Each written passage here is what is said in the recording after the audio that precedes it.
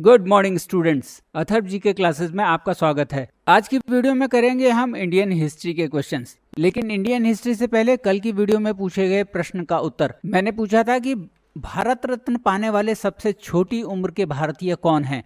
तो उत्तर है सचिन तेंदुलकर। और आपको पता ही होगा कि नेल्सन मंडेला साउथ अफ्रीका और खान अब्दुल गफ्फार खान पाकिस्तान से, इन दो फॉरेनर्स को भी भारत रत्न मिला है। मदर टेरेसा को भी भारत रत्न दिया गया है, लेकिन उन्होंने भारत की नागरिकता स्वीकार कर ली थी। पहला प्रश्न है, 1927 से हस्तलिखित दैनिक समाचार पत्र द मुस्लिम किस स्थान से प्रकाशित होता था? उत्तर है चेन्नई से। मुसलमान नाम से भारत में चेन्नई से प्रकाशित होने वाला ये सबसे पहला उर्दू भाषा का दैनिक समाचार पत्र था। इसकी शुरुआत 1927 में सैयद अजमतुल्लाह ने की थी। मुसलमान संभवतः दुनिया का एकमात्र हस्तलिखित अखबार था। अगले प्रश्न पर चलते हैं। बाल गंगाधर तिलक को भारतीय अशांति का जनक यानी फादर ऑफ इंडियन अनरेस्ट किसने कहा था? उत्तर है वैलेंटाइन शिरोल ने। शिरोल के अनुसार बाल गंगाधर तिलक वो व्यक्ति थे जिन्होंने भारत में एक्सट्रीमिज्म की आग भड़काई थी। अगला प्रश्न है, 1915 में हिंदू महासभा कहाँ गठित हुई थी? उत्तर है हरिद्वार में। हिंदू महासभा की स्थापना 1915 में मदन मोहन मालवीय ने की थी। मदन मोहन मालवीय बनारस हिंदू यूनिवर्सिटी के संस्थापक भी हैं। हिंदू महासभा आर्य समाज और अन्य हिंदू संगठनों के साथ काम करती थी और इसका सीधा संबंध केबी हेडगेवार द्वारा नागपुर में स्थापित राष्ट्रीय स्वयंसेवक संघ से था। और हिंदू महासभा का पहला अखिल भारतीय सम्मेलन भी 1915 में हरिद्वार में ही हुआ था। अगला प्रश्न है, उस व्यक्ति का नाम बताइए जिसे बंगाल में मुस्लिम पुनर्जागरण के जनक के रूप में जाना जाता है।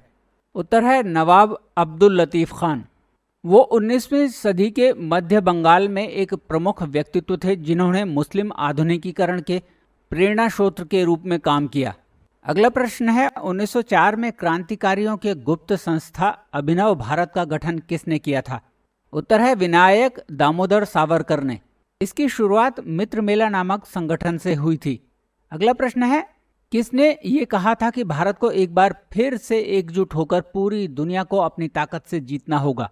उत्तर है स्वामी विवेकानंद ने। स्वामी विवेकानंद का जन्म नरेंद्र नाथ दत्त के रूप में हुआ था और वो भारतीय हिंदू भिक्षु, दार्शनिक, लेखक, धार्मिक शिक्षक और भारतीय रहस्यवादी रामकृष्ण जी के मुख्य शिष्य थे।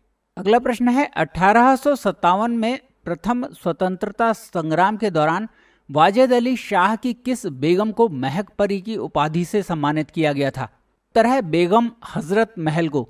बेगम हजरत महल अवध के नवाब वाजिद अली शाह की दूसरी पत्नी थी और वो अवध की संरक्षिका भी थी।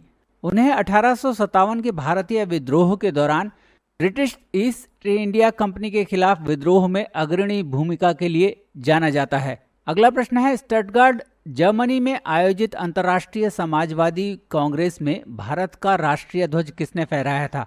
उत्तर है मैडम भीकाजी कामा ने।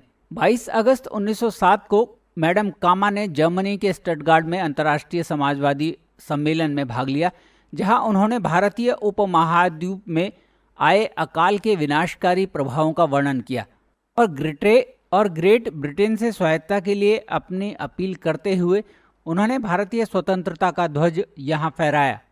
अगला प्रश्न है, 1857 के विद्रोह को पहली बार भारतीय स्वतंत्रता संग्राम की संज्ञा किसने दी थी? उत्तर है वी.डी. सावरकर ने। उन्होंने फर्स्ट वॉर ऑफ इंडिपेंडेंस नामक पुस्तक भी लिखी थी।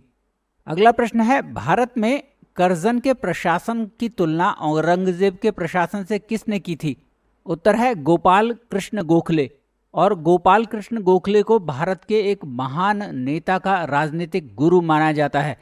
आपको मुझे कमेंट बॉक्स में बताना है कि वो कौन से राजनेता हैं जिनका गुरु उन्हें माना जाता है। अगला प्रश्न है, भारत में ब्रिटिश वस्तुओं का बहिष्कार का सुझाव सबसे पहले किसने दिया था? उत्तर है कृष्ण कुमार मित्रा ने। वो बंगाल विभाजन के बाद ब्रिटिश वस्तुओं के बहिष्कार का सुझाव देने वाले पहले व्यक्ति थे। उन्होंने ये सुझाव अपने समाचार पत्र संजीवनी के माध्यम से दिया। अगला प्रश्न है, पत्रिका गदर का पहला अंक किस भाषा में प्रकाशित हुआ था? उत्तर है उर्दू में।